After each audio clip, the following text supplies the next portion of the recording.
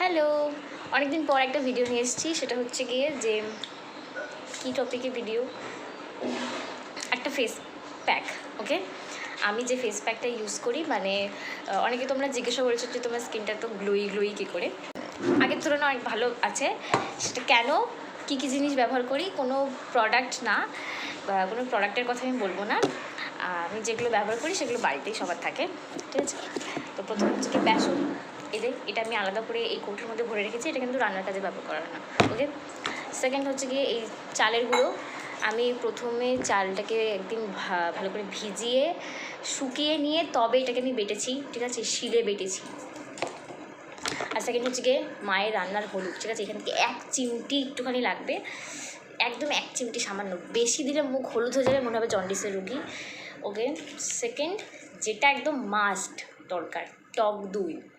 স্কিনের জন্য ভীষণ ভালো, ভীষণ ভালো। তুমি যদি এই ফেস প্যাকটা মাখার পরে মুখে তোমার বেশি অয়েলি স্কিন থাকে, তাহলে যদি তুমি মুখে কিছু না মাখতে চাও, মানে কোনো ময়শ্চারাইজার না দিতে চাও, বেশি অয়েলি হয়ে যাবে, তুমি না চাইলে না দিতে পারো।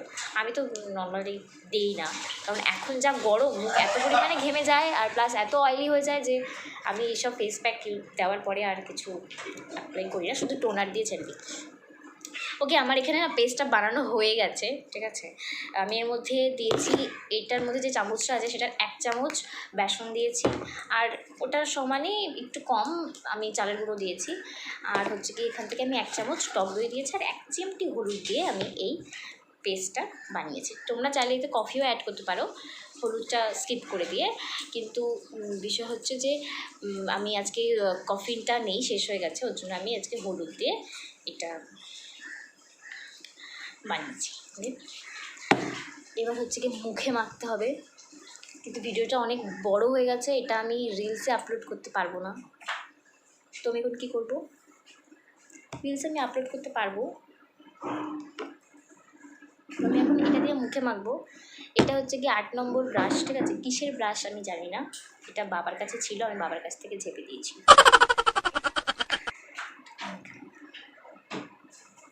তো স্নান করার পর আমি ফেস ওয়াশ দিয়ে মুখটা ধুয়ে নিয়েছিলাম, ব্যাস। তারপরে আমি মুখে কিছু মাখিনি। এবার আমি এখন এই ফেস প্যাকটা মুখে অ্যাপ্লাই করবো। ওকে, তো এখন আমি এই ফেস প্যাকটা অ্যাপ্লাই করে তোমাদেরকে দেখাবো। আর তোমাদের সাথে আরও একটা জিনিস শেয়ার করি, আমি এই ফেস প্যাকটা সপ্তাহে 5 দিন ইউজ করেই থাকি। আর যেদিন আমার খুব সময় কম থাকে সেদিন আমি 1 চামচ চালের গুঁড়ো আর 1 চামচ টক দই দিয়ে স্নানের পর মুখটাকে ভালো করে স্ক্রাব করে নিই। এতে অনেক ভালো ইনস্ট্যান্ট রেজাল্ট পাওয়া যায়, স্কিনটা অনেক বেশি স্মুথ হয়ে যায় এবং অনেক বেশি আগের থেকে গ্লো করে। আর এটা রেগুলার ইউজ করাতে তোমরা অনেক ভালো রেজাল্ট পাবে।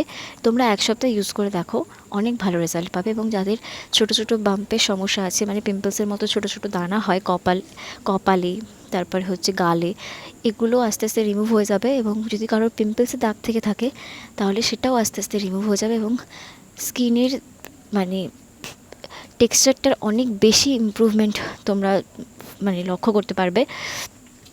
তো এখন আমি ফেস প্যাকটা মেখে নিয়েছি এবং এটাকে 15 মিনিট রাখার পর আমি হালকা ভেজা হাতে এটাকে স্ক্রাব করে নেব। এতে কি হবে, ফেস প্যাকে থাকা যে চালের গুঁড়োগুলো রয়েছে বা দানাগুলো রয়েছে সেগুলো মুখটাকে ভালো এক্সফোলিয়েট করবে।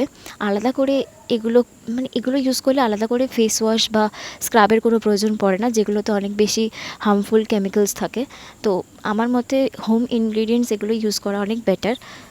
তো দেখতে পাচ্ছ এখন আমি মুখটা ধুয়ে এসেছি এবং কতটা গ্লো করছে। আমি তো খুব বেশি প্রোডাক্টস বাইরের ইউজ করিই না পারলে আমি এগুলো দুপুরবেলা করে স্নানের শেষে ইউজ করি এবং অনেক ভালো রেজাল্ট পেয়েছি আমি লাস্ট 2 মাসে। তো তোমরাও ট্রাই করে দেখতে পারো।